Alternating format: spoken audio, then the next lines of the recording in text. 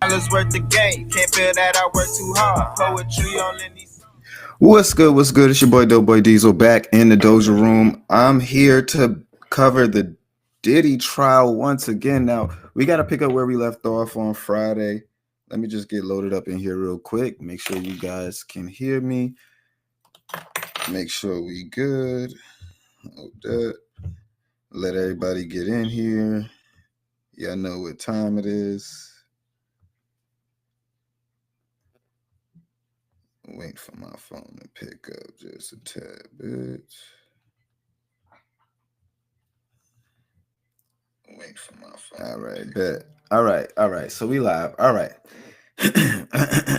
All right. So again, welcome to the Doja Room. I'm your boy Doughboy Diesel. We're picking up where we left off. Day 5 recap. Gonna review a little bit of what happened on Friday, and then we're gonna get into today. All right. Seems like I just got my boy K Dub in the building. Was good. What's up, brother? What's up, brother? What's up, brother? All right, I've man. had, you always know me. Gotta come into the dojo room. That's a fact. Yeah, Start my that's a day off pending. right. You know what I'm saying? Appreciate you stopping through. We got to touch on a few topics before we get to the Diddy stuff. Of course, we just starting off, but appreciate everybody who is stopping through, going live with us. To all my stoners, hippies, and hip hop enthusiasts, please relax yourself. We're gonna get through this as we have all week. It's gonna be a long trial. I think this is like 1 week down. Still got like 7 more weeks to go. So I believe, if I'm Yeah. not mistaken. So yeah, we're gonna be here rocking with you guys and trying to give you guys consistent content here. And yeah, I hope you guys are locked in because we're gonna get right into it. Because I have to. I have to. I'm sorry, but we got to get started on the right foot just because it is a celebration time. Like it's a beautiful time to celebrate.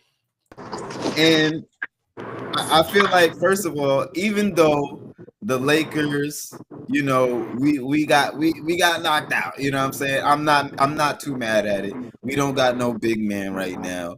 And Anthony Edwards, my young bull, he did his thing. You feel me? I'm not even mad. I'm rooting for them and all of that. You know what I'm saying? Um, shout out to my boy Mills, but Boston also got knocked out. So Oh Lord. they're not winning the Oh championship Lord. this year. It's not happening. So Celtics are not winning another championship. As a Lakers fan, we're always happy to see that, right? And it had to be New York too. Oh That's yes, the and it funny was thing. New And it York. had to be New York It too. was New Like that's York what's that funny. did it. Yo, first of all, shout out to the motherfucking towns. New York Hey, stand shout out up. to the East Coast, man. Shout out to the Yeah. East Coast. Yo, Shout out to what it's do it for going the up in New York Bronx. You right feel now, me? huh? Shout out Joey. Like, Shout out like, all of like, New like, York. let the Shout out Boston niggas Jalen know some. Brunson. Let the Boston niggas know some my dick. You know, like, Yeah, like, let them I know, gotta bro. give Trey Boston a Young one still good. bald. I You gotta know, give Boston one good New York suck my dick, just so they know what's up. Just for the towns. I just gotta keep just that for the one out there. Taz, bro. All right, Just for the Taz. Jason Tatum, heal up, bro. I hope you feel better. I hope you get, Oh yeah, bro. right Yeah. Hey, and hate come to see back. it. You hate to see it. Hate to But see it. you feel me? All the Boston, y'all can suck my dick. You feel me? New York did that. All Exactly. right. So Respectfully, and disrespectfully.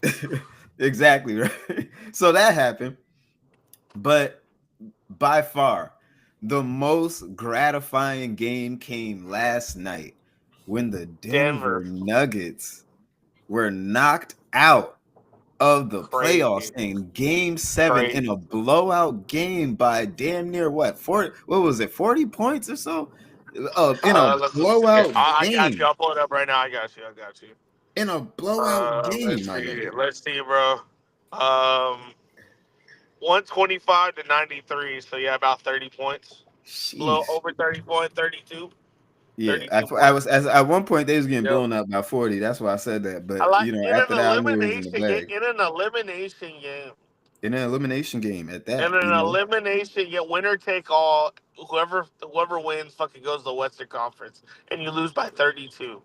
Listen, I And hate to tell people I told you so, but Denver, why the fuck did you fire freaking what's his name, bro? The they did fire coach. their coach. They did Mid also season, fire and their you were coach. the number one seed at the time. You were over OKC. Yeah, I they think they were fired the their two coach. or the three. I think they were the three. And I'm like, bro, what are y'all doing? Like, I get it, y'all have discourse, but it's like deal with it after the season, you know? Yeah. And it's just, I really think that was a big part of why they lost. I think that was a really big part of why they lost. You Yeah, know, I think they should have. I don't know. Like it seemed like they almost should have did that after the season was over. 100%. Oh, 100%. Like I don't understand why you would make a move like that It's during the almost at the end of the season. the So playoff push, bro. Literally within yeah, the last like 6 weeks of the season. yeah, where you're trying to Like, get your placement and you're trying to do that. But I mean, I say all of that to say that just because I fucking hate this nigga and I fucking hate his fan base, this nigga Russell Westbrook will not win a win ring. a fucking ring this year. It'll Nigga, never fuck happen. you niggas. Fuck you Never, niggas. I never mean, like, happen. look at this Never happen. beautiful victory lap that's going on X right now. Like niggas is just saying what Russell Westbrook is just the gift that keeps on giving as a hater. You know what Bro, I'm how do you saying? go over 12? Did he go like over 12? Yeah, some bullshit like that. Nigga had like Oh, 6 shit. points. They still gonna claim that, he's the greatest, one the top three greatest. He's like the top Nah. three greatest point guards of all time. Some shit like Hell that. no. So, it is what it is. But I I would be remiss not to bring this up and not to show what's going on. I mean, like this Yep. whole Yep. victory lap is beautiful. And wait, first of all, hold on. This is the guy. This is the guy that just makes niggas just hate Westbrook. You know what I'm saying? Look at this man. The nigga over here talking about. I really thought this year we would get to see Russell Westbrook win a Why? championship. Nigga, is you dumb, Why? nigga? Is you dumb or is you stupid, nigga? Russell Westbrook ain't winning no Yeah, fucking championships, you it dumbass ain't nigga. happening, bro. The It fuck ain't is you happening. talking Sorry. about? Yeah, It nigga, ain't fuck is you happening. talking about? This nigga, look at And this I'm nigga. sorry. You can say whatever you want about. You can say whatever you want about Russell Westbrook. If we're talking greatest point guards of all time with no ring, I'm still taking motherfucking John Stockton, bro. What are we talking about? What are we talking about, bro? Look at this shit. What? Russell What? Westbrook might never win a ring. Fuck, King. bro. Come on. Like, Yeah, come the on, nigga said, dog. look what they said to this nigga said, maybe shut the fuck up and people will feel bad, but you talk all that shit and Exactly, no one bro. does now, nigga. You talk all that shit on, and the reason why I don't like Exactly. this nigga in particular is because he always got the Lakers dick in his mouth. Like, nigga, you always got the Lakers dick in your mouth talking shit. Like, and then you always be talking like your team is about to win some shit over us, and they never do. Whatever Nope. team Russell Westbrook is on, they never they never He's win a it all. cancer, bro. They He's a never cancer, bro. this nigga He's be a talking cancer, like, bro. bro, first of all, maybe humble yourself. And this is what I got to say for Russell Westbrook fans as a whole, okay? Humble your fucking selves. Because you niggas are historic losers, nigga. This nigga got Exactly. Aaron Gordon over here talking about, oh yeah, I don't care what it takes. I'm gonna make sure Russell Westbrook wins a ring. Nigga, Kobe ain't never had nobody say that shit to him, nigga. Exactly, bro. Shaq Because ain't never Kobe had never, nobody because had Kobe nobody throw didn't him give a a fucking fuck. pity party and try Exactly, to win bro. him a ring, nigga. Like the fuck is you talking And about? all I'm gonna say is too is about the whole Aaron Gordon thing playing too. Hey, shout out to Aaron Gordon though, bro. Playing through it great too. But my thing is, bro, clearly it didn't do anything. So I'm Nigga, sorry. that shit didn't do I'm shit, nigga. sorry, bro. Like it just my shit is Russell just Westbrook is not a needle mover, nigga. yeah, He's bro. not. He's not. Maybe If maybe y'all in thought 2012 or maybe, 2013. You know, but the nigga maybe is out here missing open layups. He out here fucking missing airballing open threes, airballing threes, turning the wide ball open. over in crucial moments. I mean, Mm. what more has to happen for you niggas to realize that this nigga is a fucking bum? He just Yep. is. And you niggas be over here talking and saying that he's a fucking top three fucking point. Like, are you niggas fucking good? Like, what That's the what I'm fuck? What saying, you bro. top three point guard of all time? Like, the fuck are you talking Stat about? pad. He's a stat patter, bro. That's the problem. Is like when it all comes down to it, right? When I mean he's a Hall of Famer, like no doubt, right? But it's like my thing is he's a stat patter though. He's ensured that when he retires, when he's done, when he hangs them up, I got the numbers to be there. He's one of those, bro. Yeah, you can. Now That's all he did at the end of his that's what OKC pisses me stint off. That's with what him and pisses me Steven off, bro. Adams, and that's all he Yeah, did. You could that's see what it. Niggas pisses was me off. starting to call it out, like, "Yo, bro, all you doing is stat pad and all this triple double shit, so you can win MVP. All this stat You pad and shit, snagging like rebounds, bro, for no fucking reason, dog. You're down 35. Why are over you in the Steven game, Adams, bro? nigga. Why are you Like in the you the point game, bro? guard." You the Yeah, why are point you in guard the instead of game, getting bro? back, on fucking offense, you over here grabbing rebounds under the hoop. Like, nigga, fuck is you doing, nigga? Like, you Exactly. supposed to be orchestrating offense, doing all, like, nigga, get your ass down We the court, nigga. Like, the and we fuck. ain't gonna act But like KD's wondering what OKC. We're not gonna act like it wasn't Russell Westbrook's fault partly because KD didn't beat Miami. Like we're not gonna act like that facts, wasn't partly facts. his fault. You know, like that too. You But just, nobody wants to. in my We're the Westbrook opinion, fans about that though. Fucking they're it not didn't gonna show talk up in the about that. finals. They're not Yeah, gonna talk exactly, about that. Niggas like exactly. niggas like this Beast Brook account, they turn on the fan base and they start to blame everybody except Westbrook for him being Yeah. fucking trash. And Yep. and this is a beautiful tweet that sums up some of what you're seeing here and why you seeing this nigga has 101 comments, all of niggas shitting on him, because this just wraps it up right here. It says you talked all that shit the whole season. You made everyone hate watch, nigga. Way to go, bozo. I feel bad for Russ, but not for you. Off the can crew. Now fuck Russ and fuck this nigga. I don't give a fuck. Fuck both of them, nigga. Y'all niggas are some retarded ass niggas. Like, the fuck wrong with you? What did you niggas think was gonna happen? Like, Fucking you niggas is corny, bro. crazy. Like, you niggas is Fucking crazy. corny, What bro. made you niggas think? Like, what made you niggas think? What made you niggas think he was really gonna eat? This nigga said this bitch ass dog shit of a player has not passed the second round in 9 years. Yet this bitch always Jesus. blames the teams and his teammates. Perfectly summed up. Nuggets fans, get ready because he's gonna turn on y'all to defend his dog shit idol. We don't feel bad for you one bit. Enjoy your ringless Jesus career. Christ. Jesus Christ. But I'm gonna say this though. Like, and I'm curious, just like to segue into that. Like, so if I'm the Nuggets, right? You Mhm. already got a new coach. You're already gonna go look for a coach. I don't think Jokic wants to be there anymore, bro. After this, I don't think he does. I don't know. Cause I think Jokic stays in OKC for the remainder of oh, his career. Denver. You mean Denver? I mean, yeah, Denver Yeah, for the Denver. remainder of his career. You think so? Because I they're don't see saying the they're reasons linking for they're him linking to him to the Lakers a lot. Just because Jokic. him and Luca, Um, because they're both from the same town and shit. So you know, I wouldn't be mad at it. I would I not would be rather have mad at it Giannis. if I'm it gonna be honest. happened. I'd rather have Giannis. I would love to have Giannis. I would love to have Giannis I too. I always think he'd looked at compliment better. Giannis.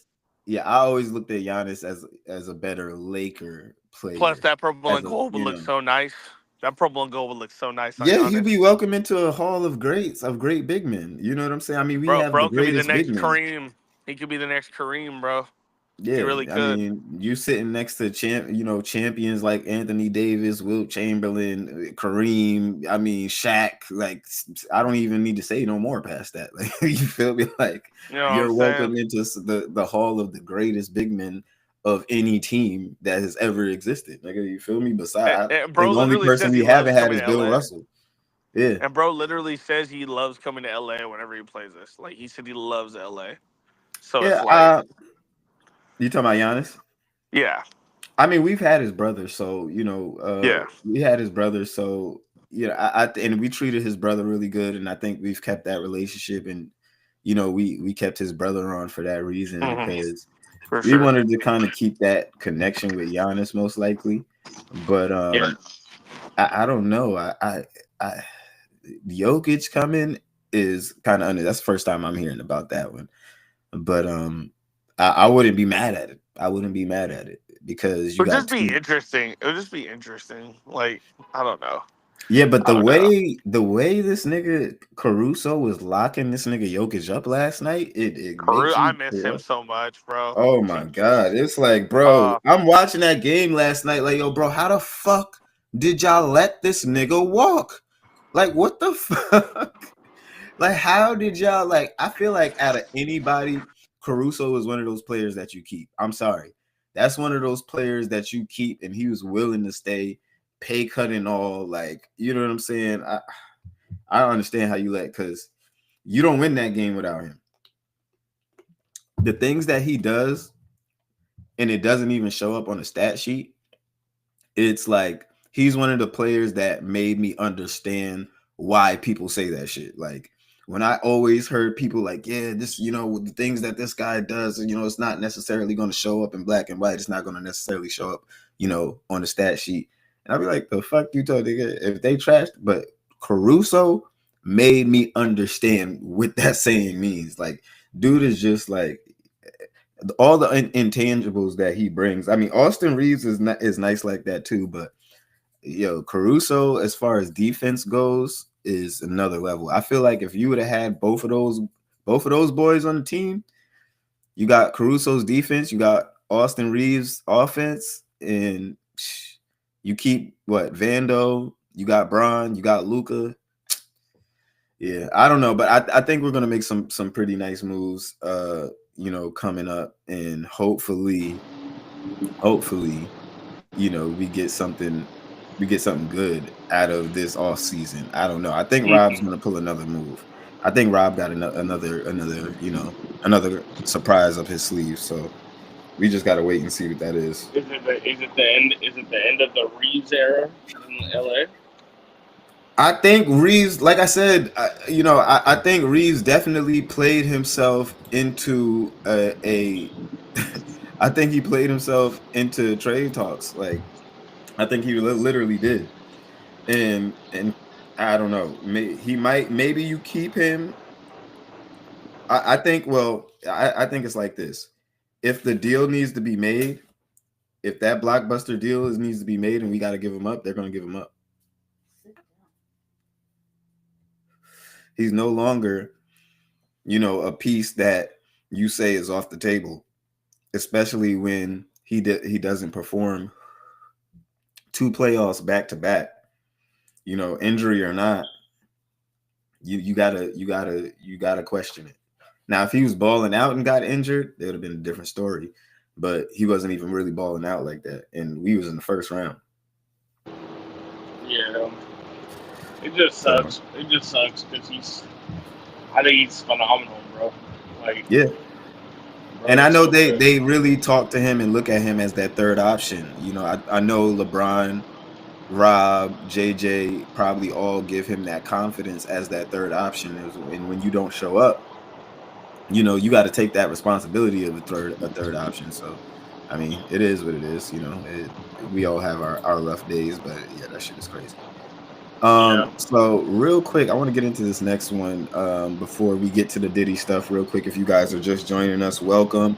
I see we got 80 people tuning in on X. Appreciate you guys for stopping through. We are going to get to the Diddy stuff. We're just getting through these topics real quick, cruising through these real quick, the little stuff, so we can get to the meat and potatoes of everything. So real quick, I wanted to get into what happened at Aiden Ross's stream or his boxing event. Antonio Brown got arrested for going at. Now originally everybody had the reports wrong. They thought niggas was trying to run down on Antonio Brown, and he was trying to get, like, they were trying to snatch his chain or some shit like that. But apparently it was this Muslim content creator who pulled up on him, and I guess they, was trying to talk to them, and he has a habit of pulling up on these guys and, I guess like trying to press them, or I don't know. In some instances, he comes on a little strong, but Antonio Brown, long story short, was not going for it. So, one thing turned into the next, one thing led to another, and Antonio Brown ended up firing shots probably like I think about 3 or 4 shots into damn near a whole crowd of people. You see all these people around and shit like that. I mean, bro was off one. So after that, as you can see right here on the screen, he was getting arrested. They packed him up, and he was getting escorted off the premises. So that's going to be a whole thing. I mean, what's your opinion? What do you think is going to happen about that? I mean, CTE affects so many players. You know what I'm saying? And, you know, as a fellow lover of the NFL, I mean, shit, dude, it's just you hate to see it, but at the same time, it's like, AB, come on, bro. Like, I Yeah, understand. I I always knew understand. dude You was know, a you kind wild of fear. boy, but damn. You kind of fear for your safety, but it's just like at that point, bro. It's like, no, you don't just fire her. Like, you know what I'm saying? Yeah. Like, come on, bro. Like, what are you Yeah. doing? That's You one know? of the quickest ways to make sure you don't never got a gun in your hand again. That's Oh the yeah. quickest one of the quickest ways to make sure you don't never own another gun again, bro. You're bugging out. Not even just that. That's the quickest way to be in orange for a long time. Yeah, I don't see, and this is all on camera too. So, bro, I don't You see, at this point, yeah. like, I don't see too many people like raising the gravity of the situation and like showing the gravity of the situation yet. And maybe It's just because like scary, bro. last week, like I said, last week in hip hop was just it was a lot going on. Like it was a lot going on. Like niggas had topics for days last week. But I really think that once we start seeing the consequences this man has to face and Mm-hmm. seeing like what he's about to have to like what he's going to pay for after this, Mm-hmm. like it's not going to settle in with people until then because Oh no, yeah, I just don't see this shit being talked about enough. Like bro might be going to yeah. jail for a long time, and I A doubt this crowd was of in the people, bro. yeah. I think I'm not sure how many people were back there already, but and then on top of that, dude is obviously trying to get away. Like after a certain point, homie is fleeing the scene. Like he's out. I think you see it after a certain point where he's backing up and they're like getting him out of there. Did, did they say why the altercation started? It was this, like I said, it was this Muslim guy, it was this Muslim streamer who, well, a content creator. That was him right there. That you see him getting picked up. He got shoved off the floor right here. See, he's on the ground right there in the black. Okay, He's yeah. right here, and they get into it. They're separating him. This is the guy. This is the security that That's he AB, right? kicks. Yeah, he AB mistakes security for somebody trying to jump him. I guess that's why they think people were trying to jump him or whatever. He kicks him thinking that he was trying to, attack him, but all he was just trying to do was really pull him off. Damn, that's crazy. That's So crazy. this is the guy who confronted him, I guess, and was trying to talk to him about being a Muslim or the Muslim faith, or probably trying to talk to him or confront him about things he said or whatever the case may be. Because that's his kind of shtick. That's what he does. He pops up at events like these and he confronts celebrities. There's a clip of him in Charleston White that I can probably find, but that's kind of like his shtick. So he's talking to um AB, and it just turns left. I don't know exactly what was said or where it went left, but Mm-hmm. it was like they started, I'm guessing somewhere they started fighting and going back and forth, and it was just like it went left. It just went like all the way to the point where homie, like I said, he was pulling out a gun. So this is the guy with Charleston White. Still kick your ass and kill you. All of them. Would it be justified? No, the Muslims are going to build them up to that. Now you falling for the trickery. No, I'm not falling for the trickery. No, I'm not. I'm telling you, all my niggas are swallow the all of them. Every nigga I know that walk with is a Muslim. All of them still hormone. I'm not a homo. I don't know you. I don't know you. So I'll introduce myself. So wait, Diesel. Yeah, so So that's like his whole so shtick, you know. so the Muslim dude is the guy in the white. No, he's the guy in the. Oh no, Charleston White. That's Charleston White. Oh, Charles. Oh, okay, gotcha. This is Charleston White. This is Oh, the you're talking Muslim about okay, dude okay, right here.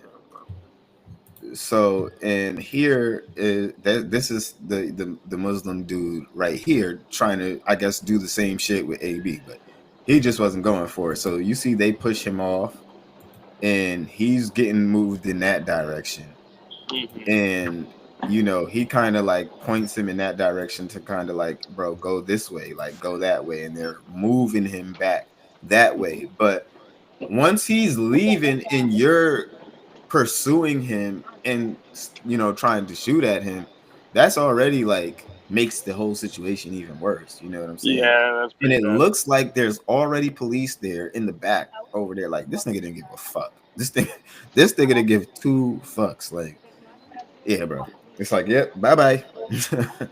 Bye-bye, nigga. I don't know where they was Yeah, at, what state this was in.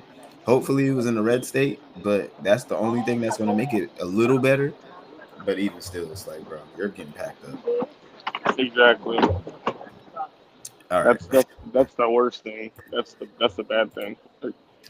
Yeah, I mean, I don't know where he goes from there, but it seems like he's gonna have to figure it out. He's gonna have to figure it out. He got a lot to figure out. All right, last topic before we get to this Diddy stuff, because this shit is hilarious.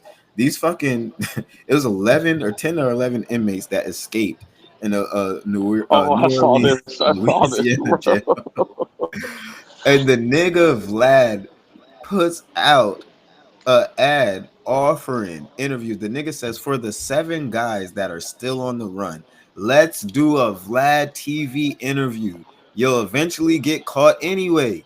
But doing the interview will give you legend Excuse status. me. I won't report you after the interview. My First Amendment right as a journalist gives me the right to do interview. Oh, DM my me bad. I'm or sorry. My email Evan at vladtv.com. This nigga Vlad just put out a damn PSA to the remaining inmates that he is willing to give these niggas an interview on Vlad TV and propel them as quoted to legend status. This is crazy. This is crazy right here.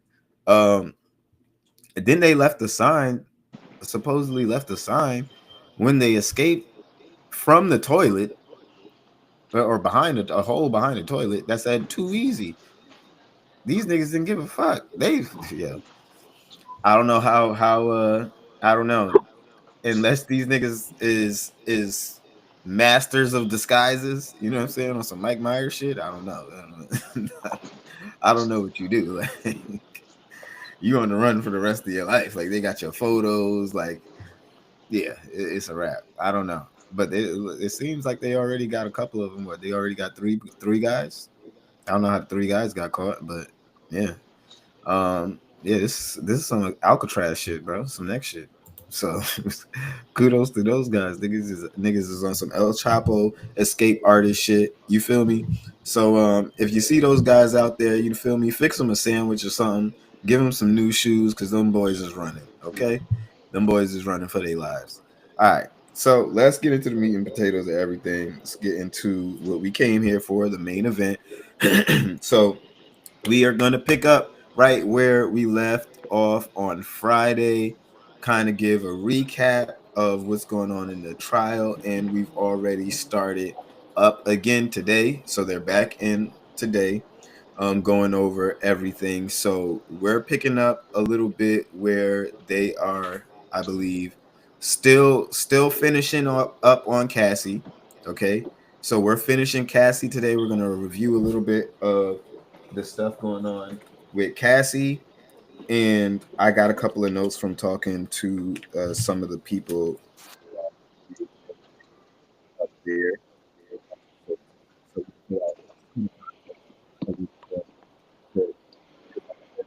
An amazing job, but it's nice to have a little bit of context with exactly what he meant.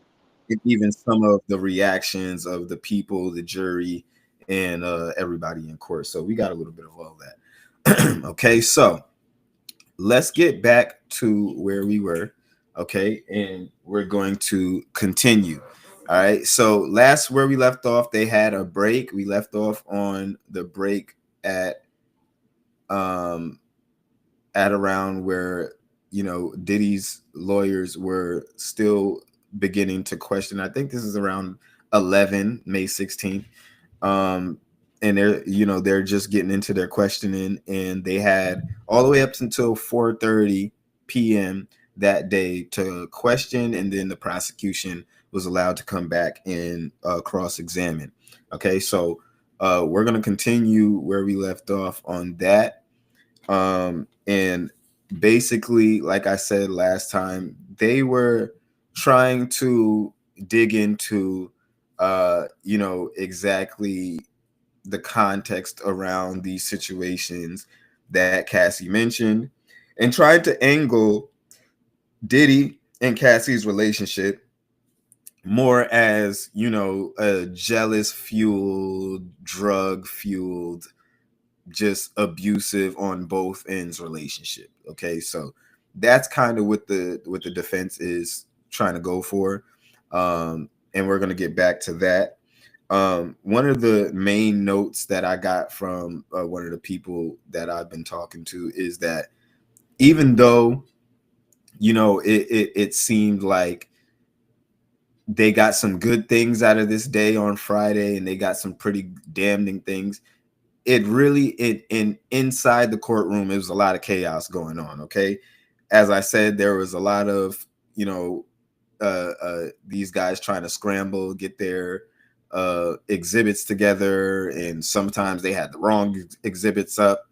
They had to put some things up that wasn't necessarily submitted into evidence, so they had to take it back down. And it was a lot going on in the case of the defense, because they have to do a job of trying to rebuttal in such a short time.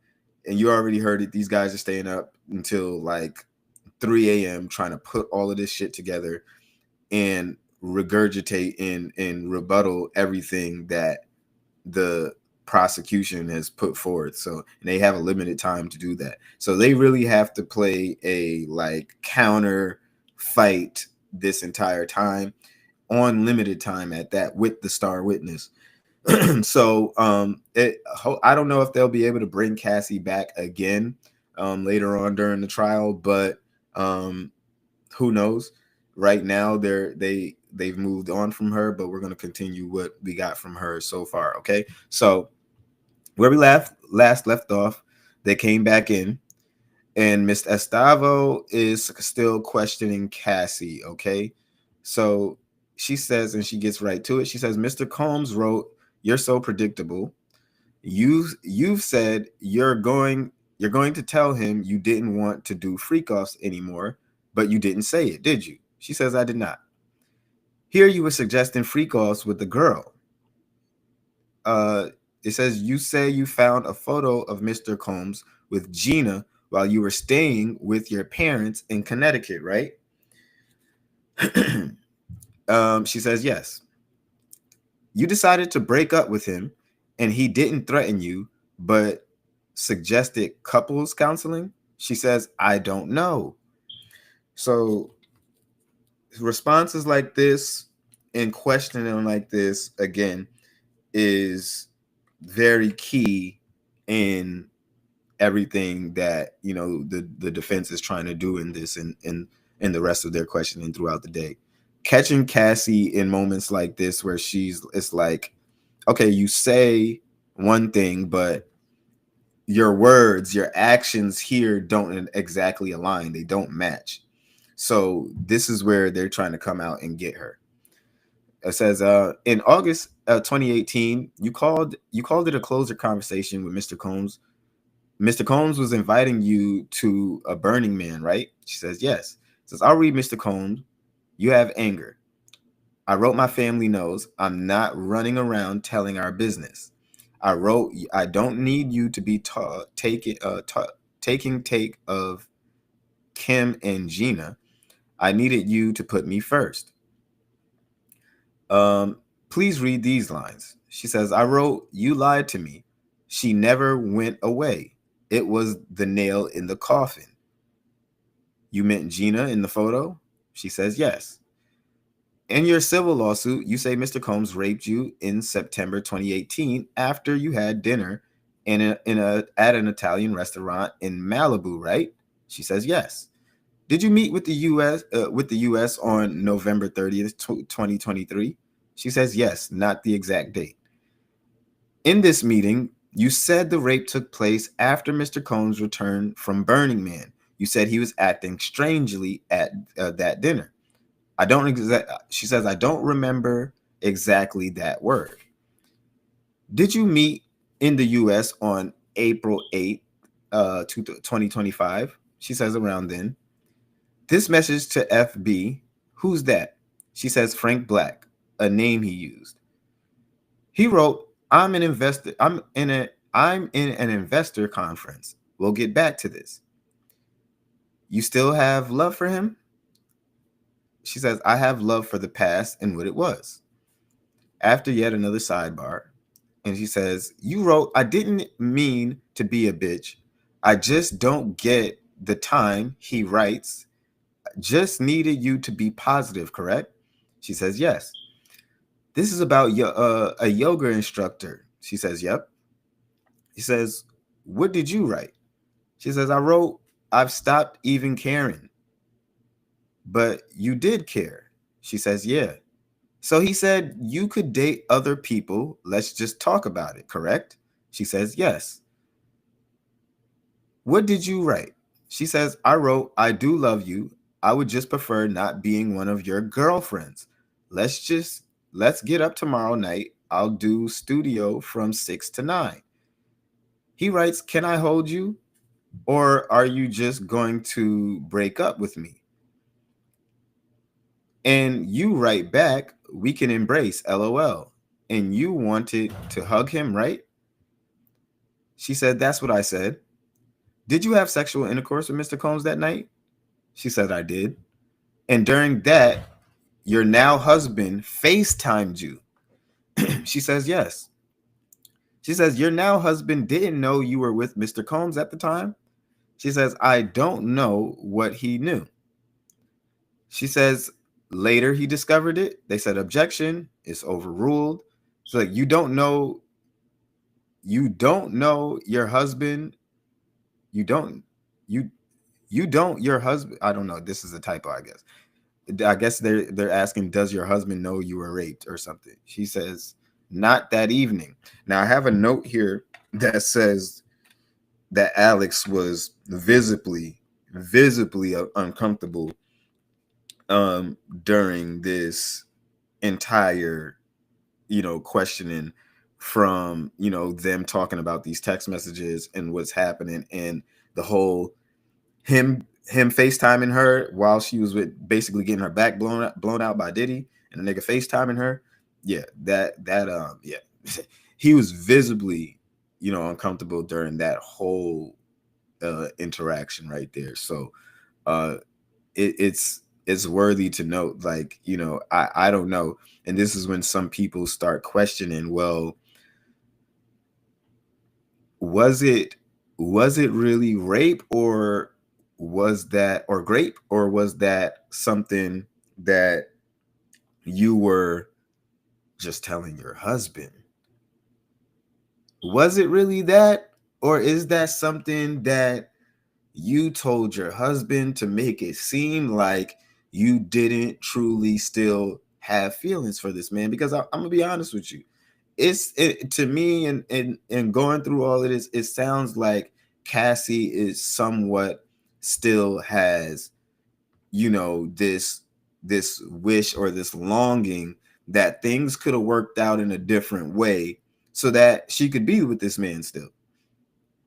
You can somewhat feel that, when you know what that energy feels like, you know what I'm saying? And she gives off that energy that she wishes that she can definitely still be with him in a capacity that maybe like a Carisha was with him with, all the benefits and none of the ass whoopings. So I don't know, like this whole thing and what the defense is basically trying to do right here is call into question her credibility and break down her credibility piece by piece. So it says after Miss Porter's memorial service, you wrote him that you were going home. Why had he called Kim his soulmate? What was the 11 years about? She said yes. That was hurtful? She says at the time, yes. And after that memorial service, you never saw Mr. Combs again, right? She says, I did not. He let you go, right? She says, I never saw him again. I don't know about letting me go. You got married to the love of your life, right? And then they took a break. And they said they're back. And it says, let's get this. Well, I believe she did answer this because I did have a note about her answering that, but I believe they answered that question. It just wasn't included in this, but I believe she answered that question and she did say yes. It was just a bit awkward when she did answer that, but I remember talking about that in particular. So they're back. The judge says, let's get this done before the jury returns. It says, we still think it's appropriate for this message to come in. And it says, we still have issues with the phrases like, I'd like to reconnect. It says, what state of mind is this being offered for? It said there are portions that are properly admissible, so this needs to be redacted if it is going to be admitted into evidence. For example, in the 5th paragraph, I've been getting my life together. No. So it says we can get that through other exhibits, and you says you can redact it right now. He says I will do that right now, and they're back to questioning Cassie right here. So they says, Miss Ventura, we're almost done here. She says, thank you. She says, I will read Mr. Combs' message. You're going to make a beautiful mother. God bless. She said, I said, thank you. God bless. I wrote, we should talk and have closure. She says, she says, I wrote, we should talk and have closure. And then it said, they asked, Mr. Combs sent back a tear face emoji. He said, you were always my ride or die. She says, I thought it was nice. You'd been craving that. She says, before I don't think I was craving now. So she says, before I was craving it, I don't think I was craving it now. They asked, you shaped you over 11 years. And his silence, it said, you shaped each other? She said, yes. Your husband's a physical trainer? She says, yes. The house you grew up in Connecticut was relatively modest compared to mansions. She says, yes. You were preparing to tour with Matt Testa. She says, yes, he's an engineer. Once you settled your lawsuit, you canceled the tour, right? She says, yes. Because you no longer needed the money? She says, that wasn't the reason. They asked, after the hotel video came out, you posted on Instagram that domestic violence is an issue, right? She says, yes, I still feel that way. They said, Mr. Combs wrote, want to freak off one last time. What did you write? She says, I don't want it to be the last time. I want to freak off for the first time. No further questions. They said, the judge says redirect. They came in. They said, Ms. Ventura, you were shown this message where you ended. I don't want to freak off for the last time. I want it to be the first time for the rest of our lives. What did you say after that? She says, yes, I'm horny. I just got over a UTI. She says, you were shown messages today in which you and Sean were kind of loving. She says, yes. Did those periods ever last? They said, objection, overruled. No, they didn't last. They're the downswing, I guess. I don't know what that means. They says, what word did Sean open up to? What world did Sean open up to you? She said, a world of chaos. In your 11-year relationships, who did you want to have sex with? She said, only him at that time. She said, when Sean wrote Seduce Me All Day, what did you do? She said, I wrote about FOs. They asked, were you able to cancel work obligations for freak offs? She says, yes, if I was told to. And now, for the people listening and just joining, remember, this is the prosecution now coming to redirect. Okay, this is the prosecution now. When you were shooting the movie in South Africa, you blocked him. How did he contact you? She said, through Mia. He said he didn't remember hurting you. Did you believe him? Not always, because I knew him. There were times he was pretty aware of what he was doing. It's just who he was. I'd seen him be violent with other people. Let's go on. It said, on the way back from Kane's with, what did Sean do? She said, he played a video of me having sex with an escort. What did he say? What did he say he'd do? She said he'd release it. When you got to NY, what did Sean ask for? She said a freak off or he'd release it. When Sean wrote, you ready for tonight? What did he mean? A freak off. What were you afraid of he would do if you did not do that freak off? They said objection, overruled. I don't know that week. Judge said next question. They asked, do you have any doubt that Sean raped you? They said objection, overruled. She says, I have no doubt. They asked, after Sean raped you on August 18th, did you later have consensual sex with Sean during which your now husband FaceTimed you? She said yes. Says, why did you cancel the tour? She said, after I filed my civil suit, I was overwhelmed. Addressing the past that way I chose was overwhelming. I didn't want to go. Do you plan to file more lawsuits? She says no. Would you give the 20 million back if you hadn't have had to do freak offs? They said objection. It was overruled. She said, I would give it back to get my agency back. They said, did he beat you during freak offs? She says yes. And this is where she starts crying. Now, in this questioning and where she starts crying, I want to make note that it was said to me that she was being very, very hysterical, like just falling out, like every time they would ask her a question, like it was like, well, did he beat you during the freak offs? And she would just, oh yeah, and fall out and just start crying and throwing her head back. But then she would be, no, keep going, just keep questioning me, just lay it on me, just lay, like, she was really, I don't know if she was being overly dramatic or if she was, really that hurt or whatever the case may be.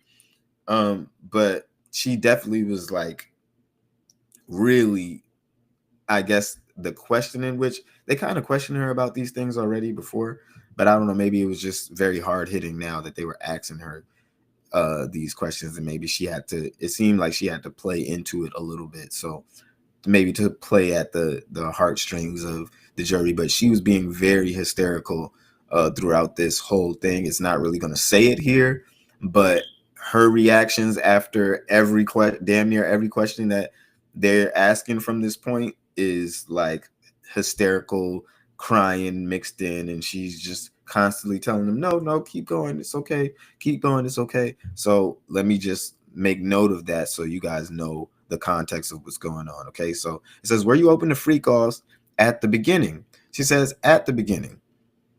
Did you tell him you no longer wanted to do them? She says, yes, more than once. What concerns did you have about saying no to the freak offs? She says, safety, career, love. They say no further questions. The judge says, Miss Estevado, they said, you knew Combs' sexual preference was these freak offs, right? She says, I learned. It was part. Now, again, this is the defense coming back to rebuttal. Okay, we're switching back over to the defense, Miss Estevado. They said, It was part of being his girlfriend. She said, yeah. You kept your old device? She said, yes. And freak off videos in this case, excuse me, they were all on those devices you kept from 2012 to 2014. She says, I don't know what year. You were able to stand at his side at the Met Gala, being his girlfriend gave you access to producers. She says, yes. Beyond Kid Cudi, what other musicians were you able to put in the studio with? Was he able to put you in the studio with? Were you put in the studio with Nicki Minaj? She says, yes. It said, no, this is the first and so far the only reference to Nicki Minaj in this trial. Okay. So this is another post noted by them. It says, they've been notified that a falsified post in its reporting has been circulating. The post below has not been confirmed by the Inner City Press, which is reporting right now, and what is said to be the U.S. versus Sean Combs, which is not included below. And it says Cassie testifies in court that Nicki Minaj encouraged her to stay with Diddy after she opened up her about her horrible things she was going. So this is all untrue. So they're basically calling cat to that statement. If you guys seen it, okay. Why Nicki look old as fuck right here? God damn, the fuck, she look crazy as fuck. But I digress. So they say, yeah, you were put in the studio with Lil Wayne. She said yes, and Rick Ross and Pusha T. Am I forgetting any names? She says you got a lot of names. She said you are self-conscious about your musical talent. She says I wouldn't say that. She says you had a bad performance on 106 in Park. She said early in my career you did music videos. Were they successful? She says, may we have a brief sidebar? This is the judge. They have a sidebar. They says D-Rock. They come back. They said D-Rock was like a member of your family. And she says, yes, like a brother. The assistant, Mia, you also had a friendship with. She says, yes. Okay, here you go. Here you begin with an explicit message, and he responds with one. You are actively sexting. You stated you were being. She stated you stated that you were feeling overwhelmed after filing a lawsuit, right? She says yes. You recently received a settlement from the Intercontinental. She says no. She says you made a demand. She said yes, 10 million maybe. She says anything further. She said I just have one question. I was asking Miss Estevado, can you wrap up in 2 minutes? This is the judge. She says this is the last thing I'll ask you to read, Miss Ventura.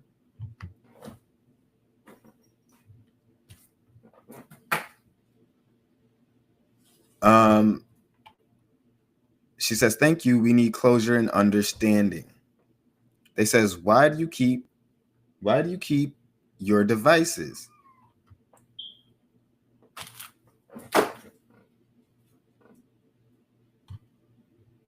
She says, I was afraid what was on them. I wouldn't take them to the Apple store.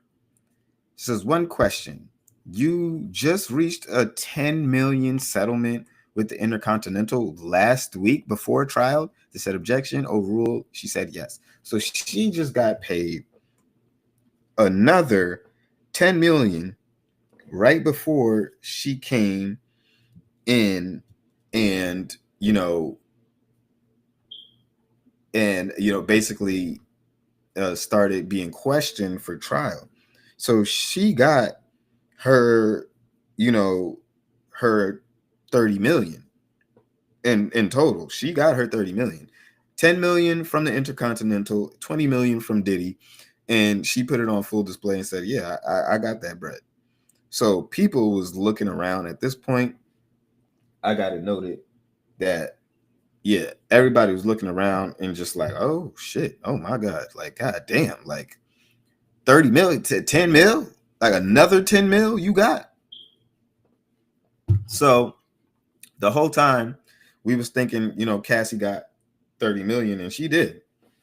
It just wasn't all from Diddy, but she got her 30 million. and she's up right now, sitting lovely. Um, and throughout this entire thing, and while the defense is questioning her, Diddy is actively coming back, and he's putting in work too behind the scenes through this. And it doesn't necessarily say this in here, but this whole time he's passing his notes.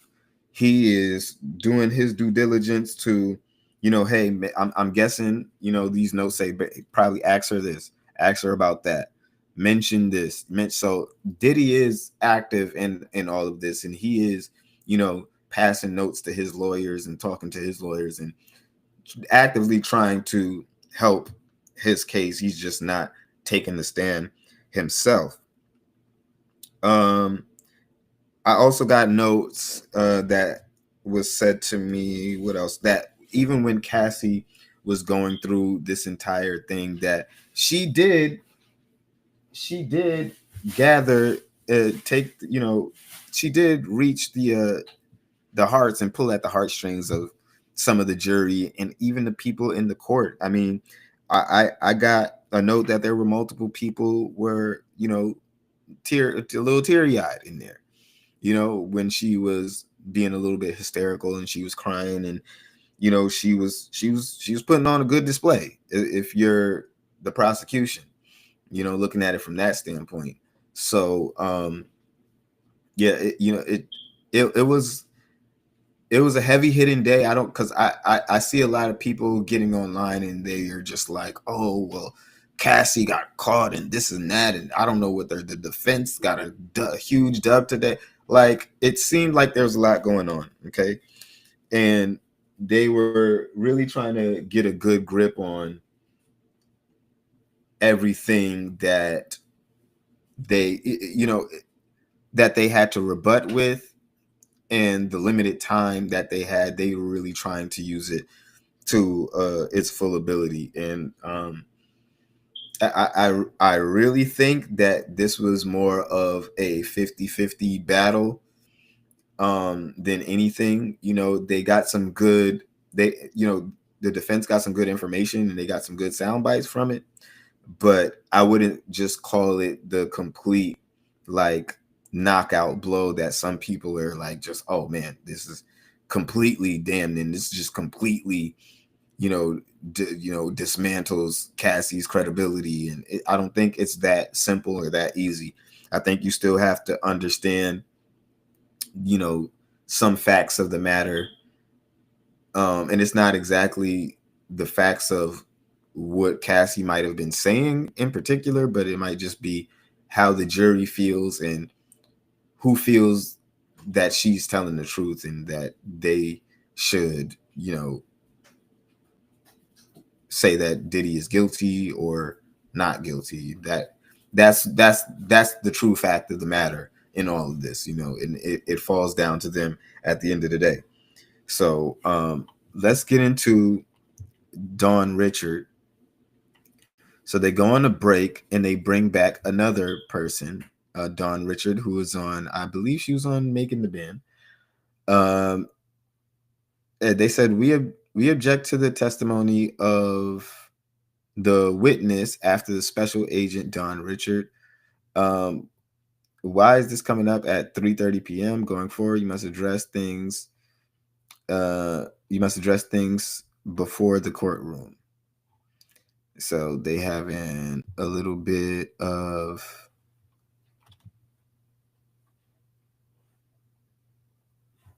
getting ready for a question. Okay, they got the jury entering here. And this is the prosecution. This is Dawn Richard. I don't know why. Okay, no, it says Yasin Binda. It says, good afternoon. So they're questioning somebody else real quick. It says, good afternoon. Where do you work? She says, HSI in the Human Trafficking Group. I'm one of the crisis negotiation group too. And it says, did you serve subpoenas in this case? She says, yes. When Sean Combs was arrested, where did you go? She says, the Park Hyatt, room 2115. They says, where was he staying? They showed a photo entrance to the jury. She says, what did you do? She says, we assigned a letter to each room and began to search. It says, what was your role? She says, I took photographs of items. They then signed them to the 6051 form. It says, what was this found in the closet? They says, shows a photo of plastic bags full of J&J baby oil and Astroglide bottles. Holy shit. They says, what was found in the bathroom? They says, several bottles of baby oil. It says, now the bedroom. What was found in the LV bag? They says, medication in the name Frank Black.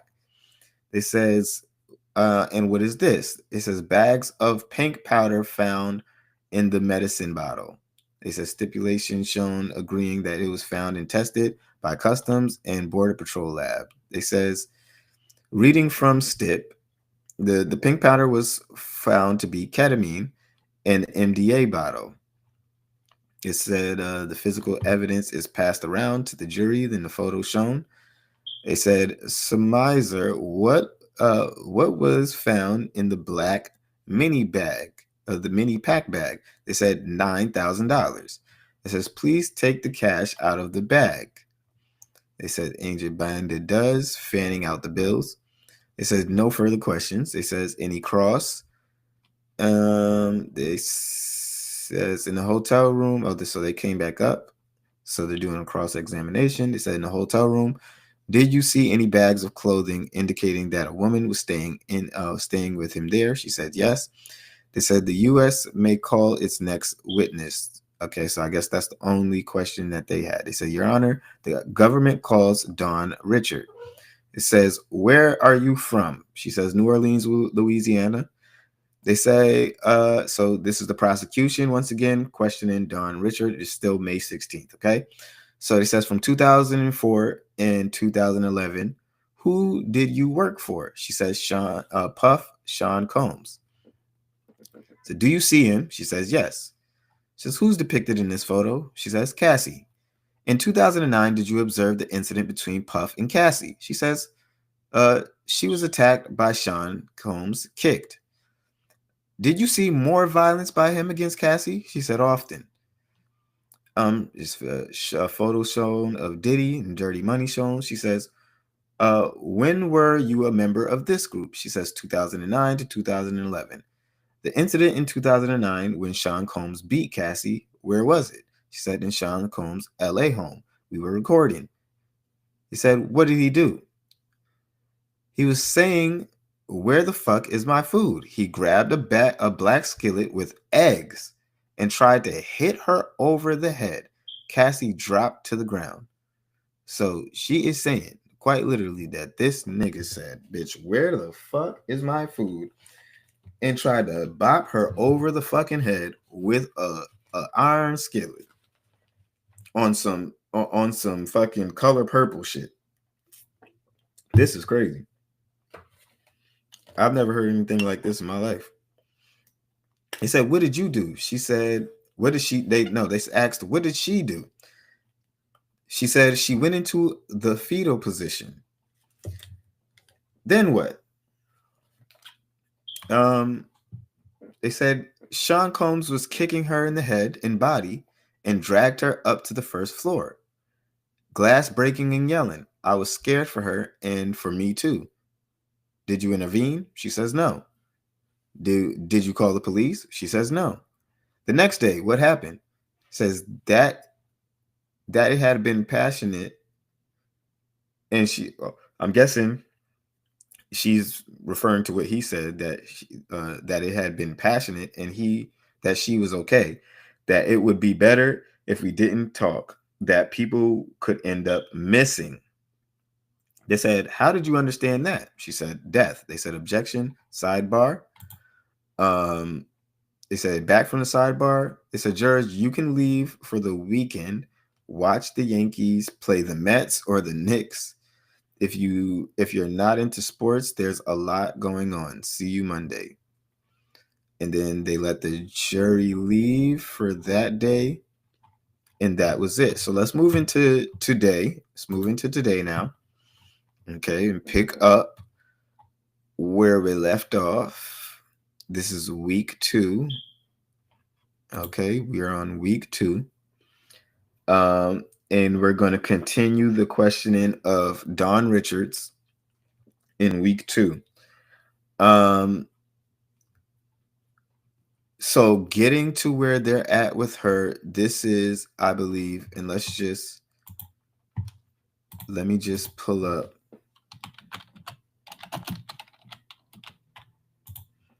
Let me just pull up who this person is in making an advance.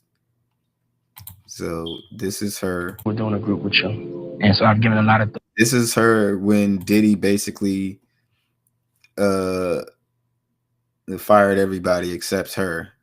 Diddy Kane had come to an end. Andrea, And you're a great person. You're a great girl. Kane, But if I did another group, I wouldn't Kane, feel comfortable with doing a group with you. And so I've given a lot of thought, and I'm going to let you out your contract, too.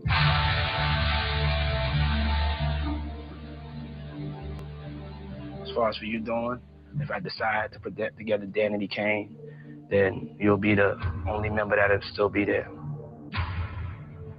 So what was it that ultimately ended Danity Kane? We had a lot of outside that broke us up. They don't even know what broke us up. They have an idea of what broke us up. You know what broke us up. I told you what broke us up. So yeah, that's Shorty right there. And yeah, they're getting back to questioning her and just trying to, I guess, see what her experience was like and, you know, see what she can testify to. Okay, so we're getting in. This is today. They started about 2 hours ago, and we're gonna get right to where they start questioning her. We'll skip over this where we got the jury entering. Okay, so this is where we have the jury entering. Hold on. We're just getting right over here. Okay. All right, so we still have the prosecution questioning her. We only got a couple of questions in on her on Friday. So we're going to get into the meat and potatoes, I'm guessing, of what she has to say today. Okay, so we'll be going until they break, and then we'll pick up on the rest of what they have to say to her tomorrow, while I get a little bit more context from the people that I know are over there today. Okay, so they start their questioning from today, about 2 hours ago. They say, when Mr. Combs told you people could go missing, this is what Diddy told her. They said, how did you interpret it?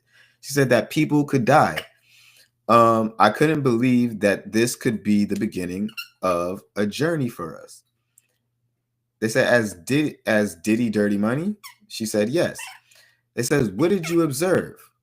They said he would drag her and kick her and punch her in the mouth.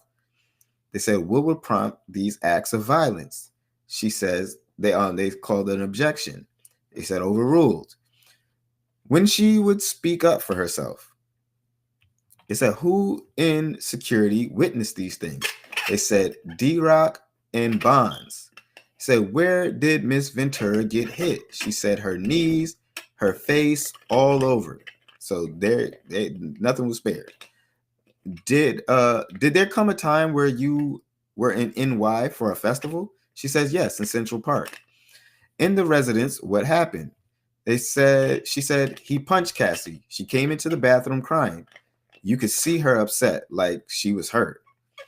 They said they called another objection. She said they set up sustained. Said, what injuries did you observe? Now, in this, you got to realize that this is kind of like, well, you didn't necessarily see what happened, and you got to kind of be careful in what you're seeing. This is why you're seeing a lot of objections, because you got to kind of call this shit. They said sustained. They said, what injuries did you observe? She said a swollen eye.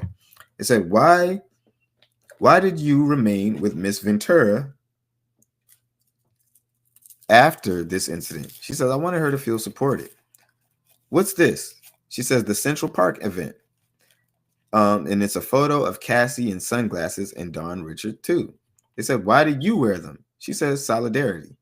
They said, the next assault, who was there?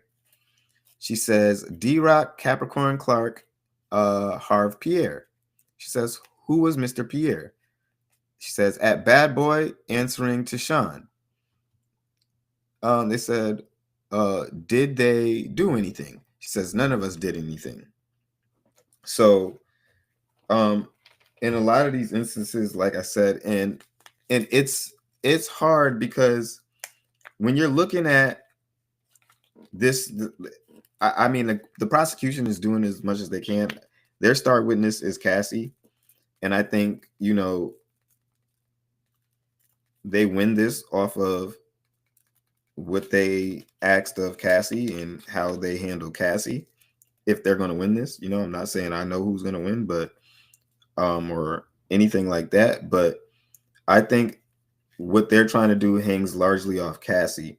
But when you start getting into these people, it starts to get a little shaky because so many of these people, as you see just now, they just sat there. They didn't call the police. There aren't, you know, there's not a paper trail of reports or anything like that.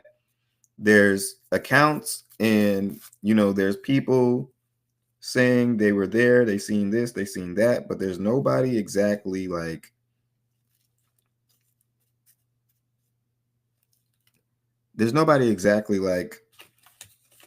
who was willing to put their career on the line at the time, or maybe they thought their life may be in danger, which is why she's, you know, began, you know, and the prosecution began there, which, you know, that was a great move.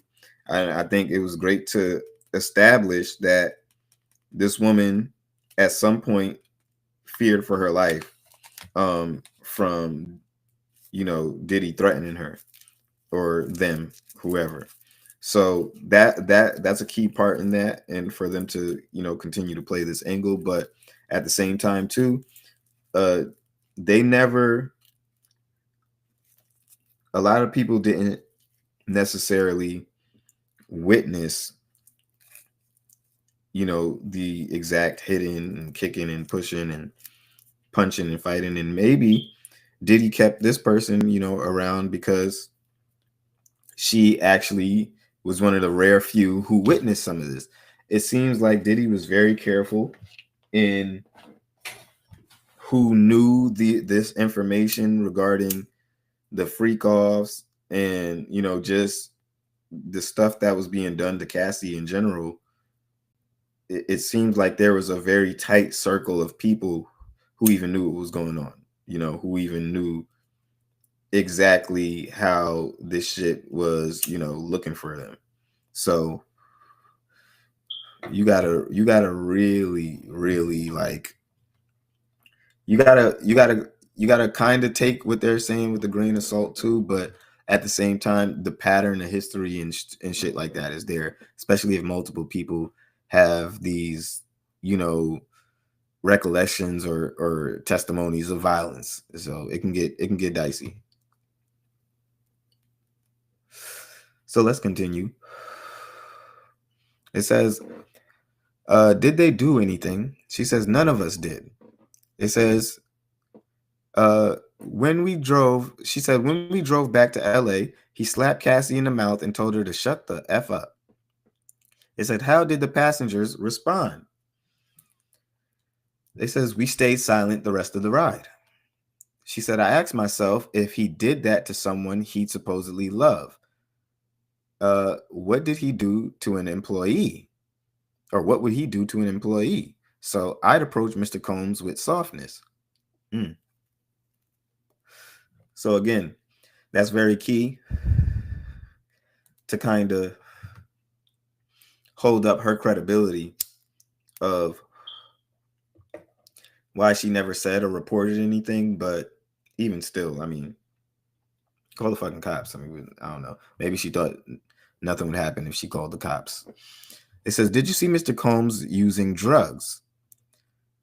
No, it says, I'm sorry, I skipped up. They said, they says, "Did you ever intervene in the relationship?" And she says, "No, for my own safety." They asked, "Did you see Mr. Combs using drugs?" She says, "Yes, weed, ketamine, Molly, cocaine." They said, "Opioids?" She says, "That I never saw." They said, "Who bought him the drugs?" She said, one stop. He had it all, including Plan B, birth control." They asked, "Did you see Mr. Combs with guns?" She said, "Yes, handguns on his lower back." Who who a- who asked? I guess who else had guns? They had a little typo. She said, "Security, D-Rock and Bonds." What did you say after? What did you do after Bad Boys? She says, "Sing. Whenever I got momentum, I'd get a FaceTime from him." She says, "How would you speak to him?" She says, "Very soft. I'd always call him bro." Why did you not disclose the abuse you'd seen? "I was told not to by Mr. Combs and Harve Pierre." "When did you speak out?" She says, 2024. "I saw Miss Ventura take the stand and tell the truth." They said objection. She said abstain. They said, "Did you see Miss Ventura file a lawsuit and then you filed your own?" She said, "Yes." Judge said cross. "And you are aware there was a motion to dismiss your lawsuit?" She says, "I have civil lawyers." Um, "You sat with the prosecution and your allegations have changed." She says, "I've been consistent." Says, "You testified and he attempted to hit her about the eggs and Miss Ventura dropped down in the fetal position, right?" She said, "Yes." "Did you ever say you heard a pan hit the wall? Did you see it?" She says, "I don't recall." "Would you agree with me that it had been hard for you to keep your story straight with the respect to this eggs incident?" She says, "I told it as close as I could." "The day after you saw Mr. Combs, said people go missing." Said, "Yes." Let's do your interview on March 18th, 2025. Excuse me. "Did you not say anything about Mr. Combs told you people go missing?" She says, "I don't recall that." They said, "No worries. I'm going to show you a document for the parties only. Page 5. She says, "Isn't it true the first time you said this was a week ago? Would you like me to show you your previous interviews?" She says, "I know what I said." They asked, "You said Mr. Combs made a death threat, one that you didn't recall 7 times?" She says, "Let's move to the alleged incident before the Central Park concert. You were aware there was a camera crew?" She says, "Not in the bathroom." They say, "You were filmed in the park. Are you aware if the video has been turned over?" She says, "No." "About the guns, you didn't tell the prosecutors about I saw guns at Diddy's house." They said, she said, "Didn't ask." "You never saw Mr. Combs pull a gun out and wave it around, load bullets or cock it?" She said, "He just had it." "Did you tell the government you never saw Mr. Combs do cocaine?" She says, "I don't recall." "Your testimony has changed on quite a few things. As time progresses, I remember more." They says, "You saw one stop sell drugs. You saw him take money. You saw him take money?" That's what they're asking. She said, "Yes." Says, "All right, 1 second. Didn't you tell the government you never saw anyone pay him? So you lied, right?" She said, "No." So they are on her ass. See, they're taking the gloves off now. They're not trying to take it easy on this woman because they want to, they wanted to discredit Cassie without, discrediting some of the things that did go on that, Diddy is not necessarily on trial for. And, it seems like they're trying to kind of take the angle of, okay, yes, Diddy did those things and he has a temper and he has this. But when it comes down to these motherfuckers, they want to completely destroy them.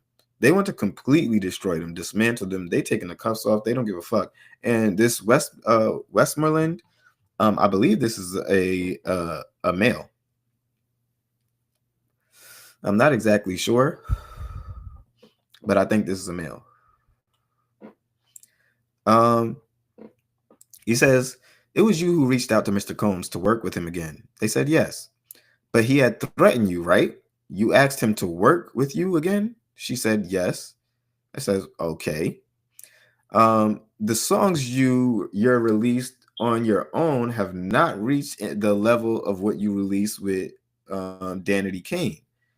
Did Diddy Dirty Money and Diddy Dirty Money, right? She says true. And you reached out to Mr. Combs to try to make more money, right? She says yes. They says, can we have a short sidebar? They take the sidebar.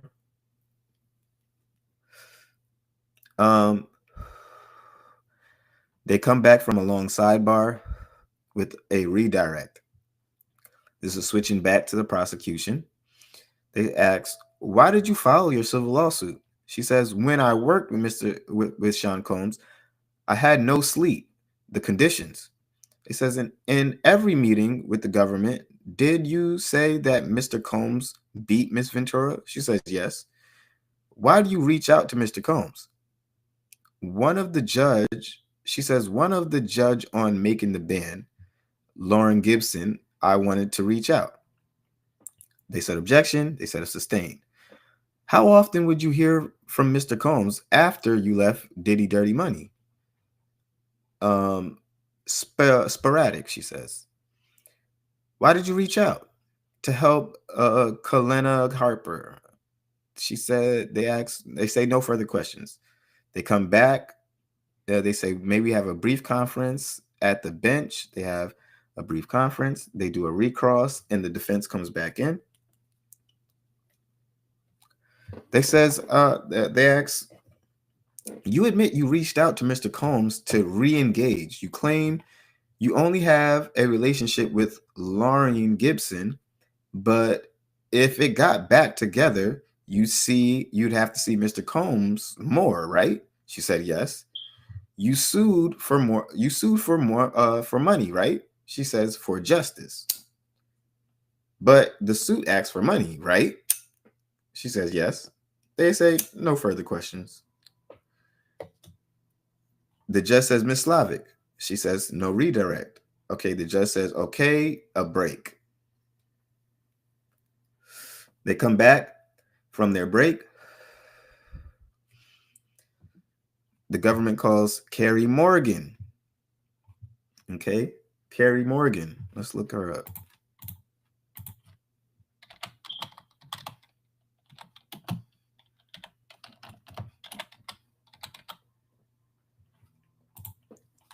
We're going to go to Carrie Morgan.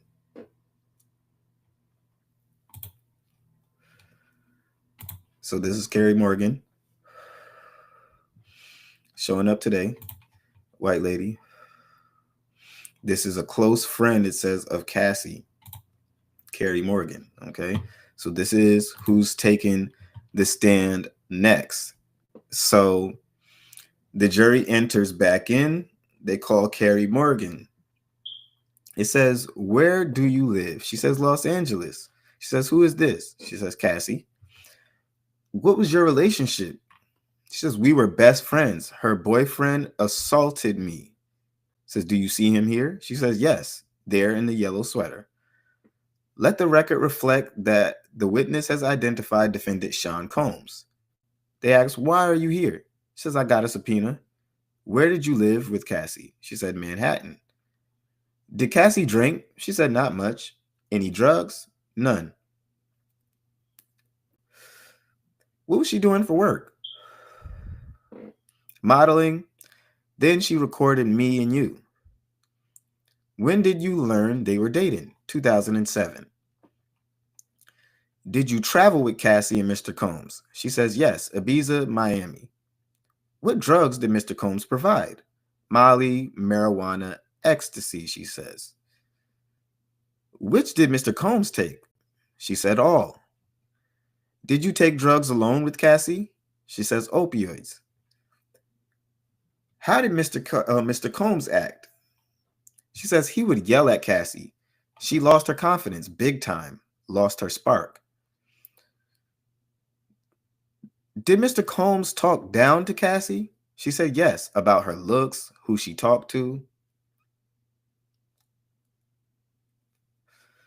They said, did he contact you looking for her? She says a lot. She says sometimes he would call 50 times in a row. So, as Drake said, Diddy was blowing up that phone asking where his bitch at. Like a motherfucker. 50 times in a row. This is 9 minutes ago. Says, would others call you for him? She said, yes, Christina Coram or KK. They said, did you witness assaults? She says, yes. First in the Hollywood Hills, Ruben, one of his security guards, was there. What did Mr. Combs do to Cassie? She said he kicked her. What did she do? She says nothing. I told Ruben to do something. He indicated he wouldn't. Then what? She says we left the house. Cassie and I were hiding by someone's front steps.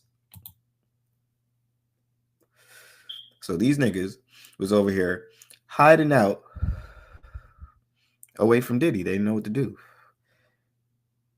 And the next time, she says, in Jamaica, I saw him drag her by her hair. I ran back to get my purse and phone so we could leave. What did you see next? I thought she was knocked out. Then she got up and ran into a wooded area. I said, what happened next? She says, there was 2 golf carts in the driveway. I got one and Sean got in the other. We went in different directions looking for Cassie.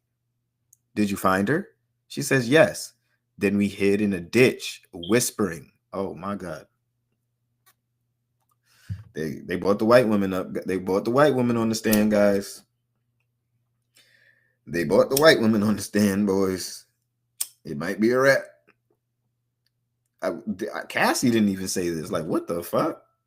Y'all was hiding in a ditch. She says her and Cassie were hiding in a ditch, whispering, while Diddy was on the search for him. This is crazy. They said this sounds so crazy to us normal people. She said this would be so horrible to live through. She says, I wonder if he got more violent when under the influence. Yeah. Shorty took the stand and she ain't playing. She's not playing.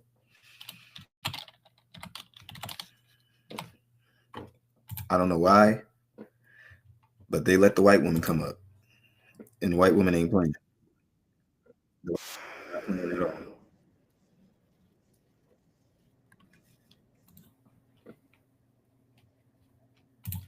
Ain't nothing going on here.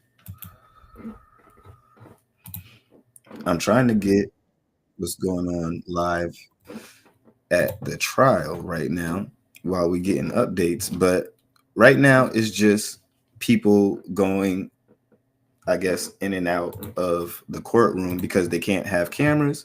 So I'm gonna let this rock real quick and take a bathroom break. I'll be right back with you guys.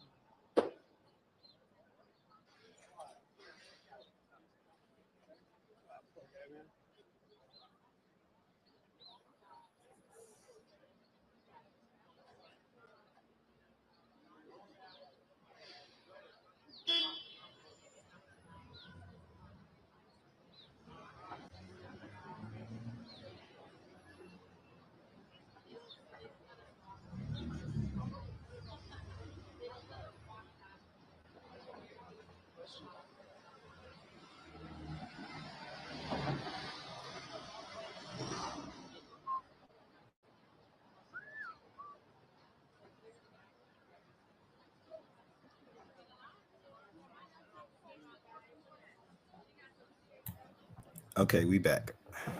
Jesus Christ.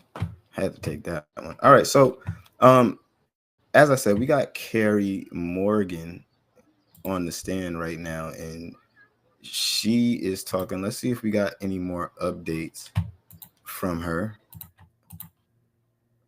We should at this point.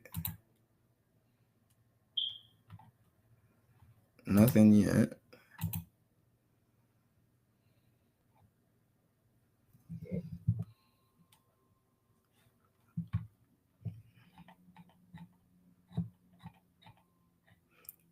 No updates yet. No updates yet. But yeah, that is kind of crazy. I don't know. This one, I think I think bringing